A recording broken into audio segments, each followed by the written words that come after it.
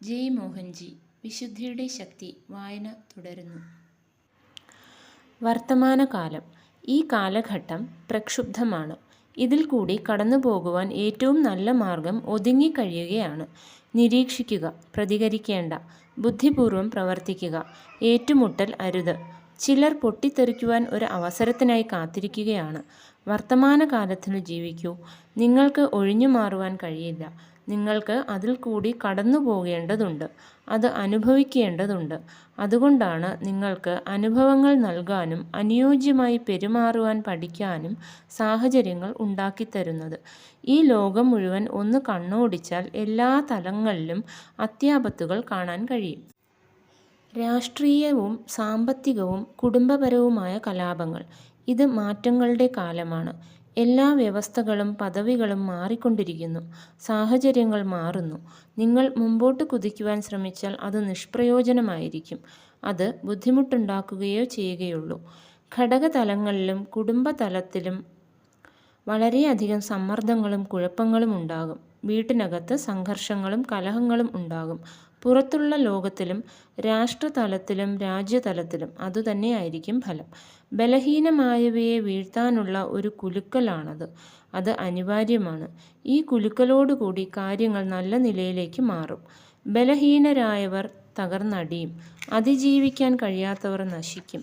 അതിജീവിക്കുന്നവർ ഉയർന്ന ബോധതലത്തിൽ ഉള്ളവരായിരിക്കും. അതിന് കഴിയാത്തവർ താഴ്ന്ന തലത്തിലുള്ളവരും ഭാവിയിൽ കണ്ണുനട്ടവരും ഭൗതികവാദികളും ആയിരിക്കും. ഇന്നിൽ ജീവിക്കുന്നവർക്ക് ഭാവി ശോഭനമായിരിക്കും. നിങ്ങൾക്ക് ഇന്നിൽ ജീവിക്കുവാൻ കഴിയുന്നില്ലെങ്കിൽ ഭാവി ഇരുണ്ടതായിരിക്കും. അതുകൊണ്ട് ഭാവിയിൽ കൂടുതൽ പ്രതീക്ഷ പുലർത്തുന്നത് കൂടുതൽ ബുദ്ധിമുട്ടുകൾക്ക് കാരണമാകും. ഇന്നിനെ നിങ്ങൾ ബുദ്ധി കൊണ്ട് കൈകാര്യം ചെയ്യണം. കാലത്തെക്കുറിച്ച് ബോധവാനായിരിക്കൂ. ശാന്തമായിരിക്കൂ. മാറ്റത്തിൻ്റെയും കലാപത്തിൻ്റെയും ചക്രങ്ങൾ കുറച്ചുകാലം ചലിച്ചുകൊണ്ടിരിക്കും. ചോദ്യം: ഒരാൾ ഉയർന്ന പദവിയിൽ ഉള്ളവനാണെങ്കിൽ എന്താണ് ചെയ്യേണ്ടത്?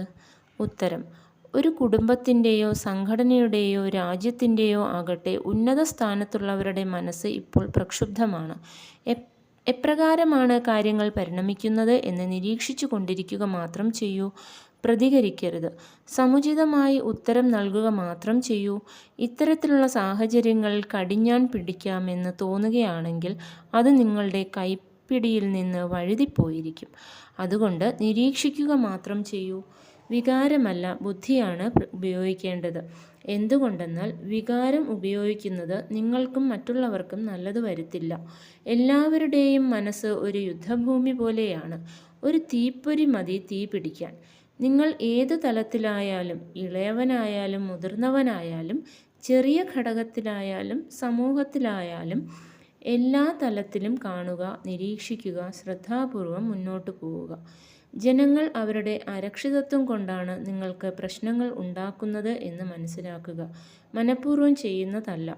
ലോകത്തിൽ ഊർജതലത്തിൽ ഉണ്ടാകുന്ന സംക്ഷോഭം കൊണ്ട് എല്ലാവരുടെയും കാര്യത്തിൽ അരക്ഷിതത്വം അതിൻ്റെ മൂർധന്യത്തിലാണ്. ജനങ്ങൾക്ക് എന്താണ് ചെയ്യേണ്ടത് എന്ന് അറിയില്ല. അകത്ത് അസന്തുലിതാവസ്ഥ ഉള്ളപ്പോൾ അത് പുറത്തേക്കും പ്രകടമാകും. കാത്തിരിക്കൂ, നോക്കൂ, നിരീക്ഷിക്കൂ, പ്രതിസ്പന്ദിക്കൂ.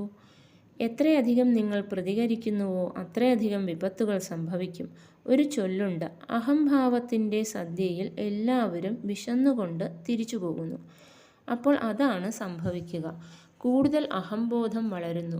കൂടുതൽ അഹംഭാവികൾ ഉയർന്നു വരുന്നു. കൂടുതൽ അസംതൃപ്തരുണ്ടാകുന്നു.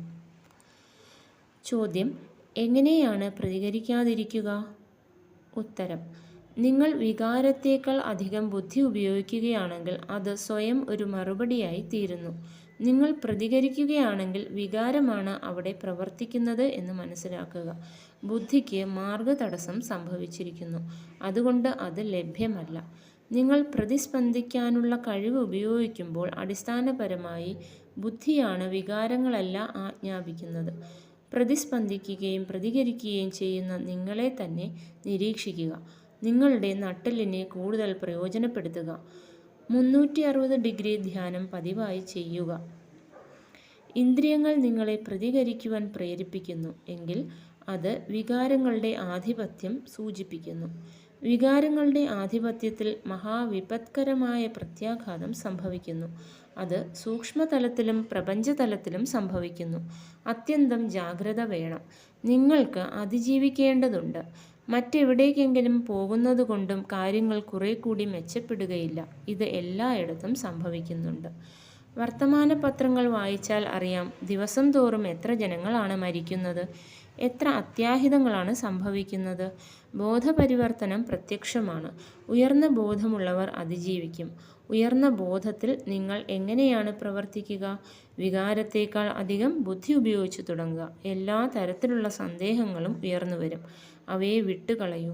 വേറെ വഴിയില്ല. സന്ദേഹങ്ങൾ ഉയർന്നു വരികയാണെങ്കിൽ നിങ്ങളുടെ അഹംബോധമാണ് പ്രവർത്തിക്കുന്നത് എന്ന് മനസ്സിലാക്കൂ.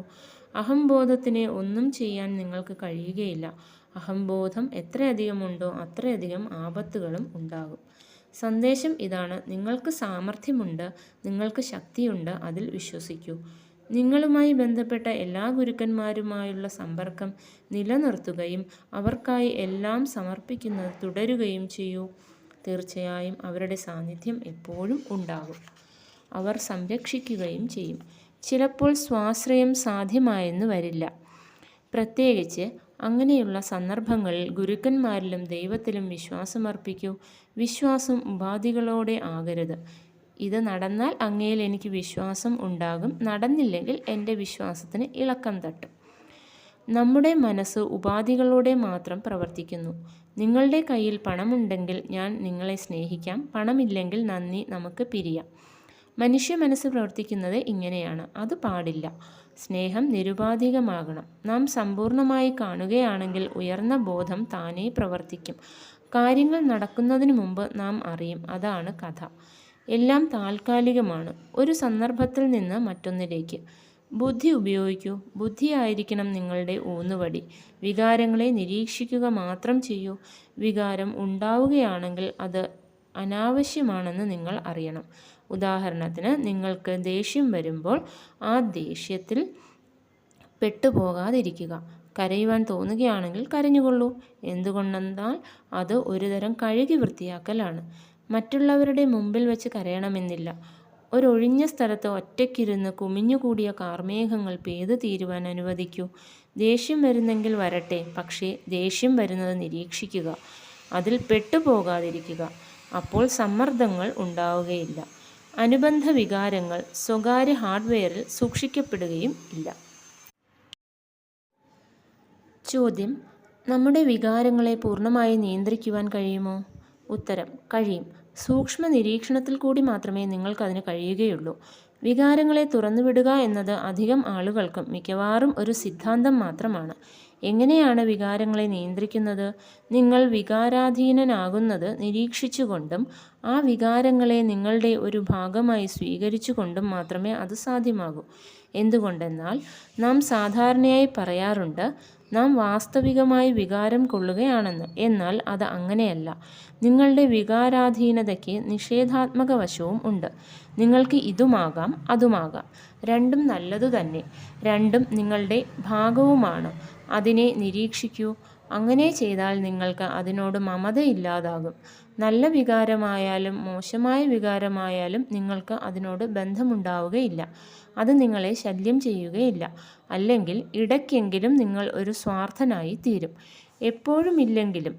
വികാരങ്ങൾ നിങ്ങളെ മുറിപ്പെടുത്തുന്നുണ്ടെങ്കിൽ അതിനെ വെറുതെ വിട്ടുകളയണമോ? വേണം. വിട്ടുകളയുക എന്ന് പറഞ്ഞത് താത്വികമായിട്ടല്ല, അനുഗ്രഹിച്ചുകൊണ്ട്, മാപ്പ് കൊടുത്തുകൊണ്ട്, ഉള്ളിലുള്ള വികാരങ്ങളിൽ നിന്ന് വേർപെട്ടുകൊണ്ട് എന്നാണ് അർത്ഥം.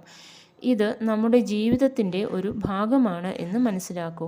സാഹചര്യത്തിന് ഊന്നൽ നൽകി പൊരുൾ കണ്ടെത്തൂ. എന്നിട്ട് നന്ദി പറയൂ, മറന്നുകളയൂ. ചിലർ സാഹചര്യത്തിൽ ഒട്ടി നിന്നു പോകുന്നു. വികാരങ്ങൾ താൽക്കാലികമായാണെങ്കിലും അവ നിങ്ങളുടെ ഭാഗമാണ്. അവയെ വികാരങ്ങളായി മാത്രം കാണുക. അവ ചീത്തയൊന്നുമല്ല. എന്തെന്നാൽ അവ നിങ്ങളുടെ പ്രകൃതിയാണ്. എല്ലാവരിലും നന്മയും തിന്മയും ഉണ്ട്.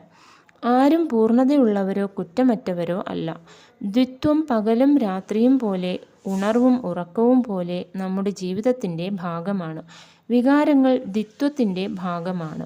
ഒരു പുറം പ്രസന്നവും മറുപുറം ഇരുണ്ടതുമായ ഓരോ അസമാന വ്യക്തിത്വത്തിന് ഉടമയാണ് നാം ഓരോരുത്തരും. പ്രസന്നമായ വശം മാത്രമേ നാം കാണുകയുള്ളൂ. ഇരുണ്ട വശം ഇല്ലെന്നല്ല. അത് ഒളിപ്പിച്ചു വച്ചിട്ട് ആളുകൾ അവരുടെ ആകർഷകമായ വശം മാത്രം പ്രദർശിപ്പിക്കുവാൻ ശ്രമിക്കുന്നു. എന്നാൽ രണ്ടും സ്വീകരിക്കുന്നതാണ് ശരിയായ അംഗീകാരം. അവ എങ്ങനെയാണ് പ്രവർത്തിക്കുന്നതെന്ന് നിരീക്ഷിക്കുക. എപ്പോഴും നിങ്ങളുടെ വികാരങ്ങളുടെ സാക്ഷിയായി നിൽക്കുക. ഇത് സമ്മർദ്ദത്തെ കഴിയുന്നത്ര കുറയ്ക്കും. നിങ്ങൾ അതിൽ പങ്കുകൊള്ളുന്നുണ്ടെങ്കിൽ മാത്രമേ സമ്മർദ്ദം ഉണ്ടാവുകയുള്ളൂ. നിങ്ങളെ ആരെങ്കിലും ശകാരിക്കുകയോ അധിക്ഷേപിക്കുകയോ ശപിക്കുകയോ ചെയ്യുമ്പോൾ നിങ്ങളുടെ അഹംബോധത്തിന് മുറിവേൽക്കുന്നു. വികാരങ്ങൾ പൊട്ടിത്തെറിക്കുന്നു. ആ വ്യക്തിക്കെതിരായി നിങ്ങൾ ഒരു പ്രതികാര മനോഭാവം ജനിക്കുന്നു. ചിന്തകളും വാക്കുകളും പ്രവൃത്തികളും വൃത്തികെട്ടതും അനിയന്ത്രിതവുമായി തീരുന്നു. അത് നിങ്ങൾക്ക് ഒരു പ്രശ്നമായി തീരും. എന്നാൽ നിങ്ങൾ നിരീക്ഷിക്കുകയും സ്വീകരിക്കുകയുമാണ് ചെയ്യുന്നതെങ്കിൽ നിങ്ങൾ സമതുലിതനാണ്. ഒന്നും നിങ്ങളെ ബാധിക്കുകയില്ല. ജീവിതം. കാലം വളരെ ജനങ്ങൾക്ക് വലിയ അരക്ഷിതത്വവും ഉത്കണ്ഠയും ഉണ്ടാക്കിയിട്ടുണ്ട്. ചിലർ സമയം കഴിഞ്ഞു പോകുന്നതിനെയും മരണം അടുത്തുകൊണ്ടിരിക്കുന്നതിനെയും കുറിച്ച് വേവലാതിപ്പെടുന്നു. ചിലർ ഈ ജീവിതത്തിൽ സംഭരിച്ചു വച്ച നിറവേറ്റപ്പെടാത്ത ആഗ്രഹങ്ങളെക്കുറിച്ച് വ്യാകുലരാകുന്നു. ചിലർ കടങ്ങളെപ്പറ്റി പേടിക്കുന്നു. ചിലർ അവരുടെ കുട്ടികളുടെ ജീവിതത്തെക്കുറിച്ച് ഭയപ്പെടുന്നു. കുട്ടികളും വ്യക്തിപരമായി കാർമ്മിക ജീവികളാണെന്നും അവരുടെ പ്രാരാബ്ധത്തെയും കർമ്മഭാണ്ഡത്തെയും കുറിച്ച് ആർക്കും ഒന്നും ചെയ്യാൻ കഴിയുകയില്ല എന്നുമുള്ള അടിസ്ഥാന വസ്തുത അവർ അവഗണിക്കുന്നു. ചിലർ ജനങ്ങളെയും ചിലർ അറിയപ്പെടാത്തതിനെയും ഭയക്കുന്നു. അങ്ങനെ എല്ലാവരും എന്തിനെയെങ്കിലും ഭയപ്പെടുന്നു. ഭയം നമ്മുടെ ജീവിതത്തിലേക്ക് അത്തരം സന്ദർഭങ്ങളെ ആകർഷിക്കുകയും ചെയ്യുന്നു. സ്നേഹത്തെപ്പോലെ തന്നെ ഭയവും ആകർഷിക്കുന്നു. മൃഗങ്ങളും പക്ഷികളും എങ്ങനെ സമയത്താൽ നിയന്ത്രിക്കപ്പെടുന്നില്ല എന്ന് ശ്രദ്ധിക്കുക. ദീർഘായുസ്സ് പ്രധാനമല്ല. നമ്മുടെ ആയുസ്സിനുള്ളിലെ ജീവിതമാണ് പ്രധാനം. ജീവിതത്തിലെ ഊർജവും ജീവനും വളരെ പ്രധാനമാണ്. ജീവനില്ലാത്ത നാളുകൾ ഭാരമാണ്. ഊർജവും ജീവനും ഇല്ലാത്ത ജീവിതം വെറും ജീവനോടെ ഇരിക്കലാണ്. അതിൽ ഒരു ശക്തിയും ഇല്ല. അധികം ആളുകളും ചൈതന്യമില്ലാത്ത ജീവിതമാണ് നയിക്കുന്നത്. ആലസ്യവും നിഷേധവും നിറഞ്ഞ ആ ജീവിതം മരിച്ചു ജീവിക്കുന്നത് പോലെയാണ്. മറുവശത്ത് ചിലർ സന്തോഷങ്ങൾക്ക് വേണ്ടിയുള്ള സമ്മർദ്ദത്തിലാണ്. എന്തിനെയാണ് അന്വേഷിക്കുന്നതെന്നും അത് എവിടെ കണ്ടെത്താൻ കഴിയുമെന്നും അവർക്ക് അറിഞ്ഞുകൂടാ. അവർ എന്തിനെന്ന് അറിയാതെ ഓടിത്തളരുന്നു. അതുകൊണ്ട് ഒരു പ്രയോജനവും ഇല്ലാതെ നിരങ്ങി നീങ്ങുന്ന ഒരു നീണ്ട ജീവിതത്തേക്കാൾ പ്രധാനം നാം നയിക്കുന്ന ജീവിതത്തിലെ ചൈതന്യമാണ്. നമ്മൾ മറ്റൊരു ജീവിതം ഏറ്റെടുക്കുന്നതിന് മുമ്പുള്ള കർമ്മങ്ങളുടെ കണക്കെടുപ്പിന് വേണ്ടിയുള്ള ഒരു അവസ്ഥാന്തരം മാത്രമാണ് മരണം. ചെയ്തു തീർക്കേണ്ട കർമ്മങ്ങളോ പൂർത്തിയാക്കേണ്ട കാര്യങ്ങളോ ഇല്ലെങ്കിൽ ഈ ശരീരത്തെ മുറുകെ പിടിച്ചുകൊണ്ടിരിക്കുന്നത് വ്യർത്ഥമാണ്. ആ കാര്യപരിപാടി നമ്മുടെ ബോധമനസ്സിന് മനസ്സിലാവുകയില്ല. ഉദാരമനസ്കതയോടെയുള്ള ഒരു ജീവിതമാണ് തൃപ്തി നൽകുന്ന ജീവിതം.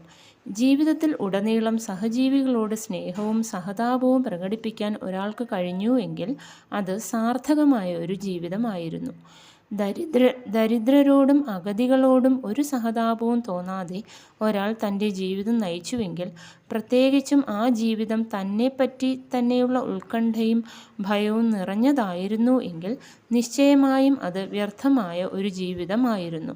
അതുകൊണ്ട് ഉണർന്നെഴുന്നേൽക്കൂ, തയ്യാറാകൂ. ഏറ്റവും അടുത്തുള്ള കുന്നിൻ മുകളിൽ കയറി നിന്ന് നിങ്ങളുടെ വിമോചനം വിളംബരം ചെയ്യൂ.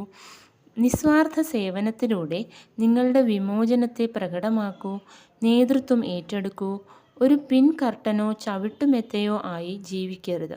ആദ്യം നിങ്ങളുടെ തന്നെ നേതാവാകൂ, പിന്നെ പുറത്തുള്ള ലോകത്തിൻ്റെയും. തന്നെ വേണ്ട വിധം നയിക്കുവാൻ കഴിയാത്ത ഒരാൾക്ക് മറ്റുള്ളവരെ നയിക്കുവാൻ കഴിയുകയില്ല. സ്ഥാപിത താൽപ്പര്യങ്ങൾ ഉള്ള ഒരാൾ ഇന്നല്ലെങ്കിൽ നാളെ ഇടറി വീഴും. സഹതാപമില്ലായ്മ ഒരു സദ്ഗുണമല്ല. പരോപകാര പ്രവർത്തനങ്ങളുടെ കുറവ് നമ്മെ അധമരും അപരിഷ്കൃതരും ആക്കുന്നു. കരുതിയിരിക്കുക. ഞാൻ നിങ്ങൾക്ക് പൂർണ്ണ ആരോഗ്യവും പരമമായ നിർവൃതിയും ഗുരുക്കന്മാരുടെയും സർവശക്തനായ ദൈവത്തിൻ്റെയും അനുഗ്രഹവും സ്നേഹവും കാരുണ്യവും അനുകമ്പയും പ്രകാശിപ്പിക്കാനുള്ള കഴിവും ഉള്ളതുകൊണ്ട് തൃപ്തിപ്പെടാനും അതിന് കൃതജ്ഞത തോന്നാനുള്ള മനസ്സും മറ്റുള്ളവരിൽ സന്തുഷ്ടിയും കൃതജ്ഞതയും ഉണ്ടാക്കുവാനുള്ള കഴിവും നേരുന്നു. ഒരു താൽക്കാലിക സൂക്ഷിപ്പുകാരൻ എന്ന നിലയ്ക്ക് ന്യായവും സാധുവുമായി കൈവശം വയ്ക്കാവുന്ന എല്ലാം നിങ്ങൾക്ക് കൈവരട്ടെ എന്ന് ആശംസിക്കുന്നു. ഞാൻ നിങ്ങൾക്ക് എന്നേക്കും സമാധാനവും സന്തോഷവും സുഖവും ആശംസിക്കുന്നു. ദൈവം നിങ്ങളെ എപ്പോഴും അനുഗ്രഹിക്കട്ടെ. നിസ്വാർത്ഥമായ എല്ലാ സംരംഭങ്ങളിലും നിങ്ങൾ വിജയിക്കട്ടെ. ജയ് മോഹൻജി.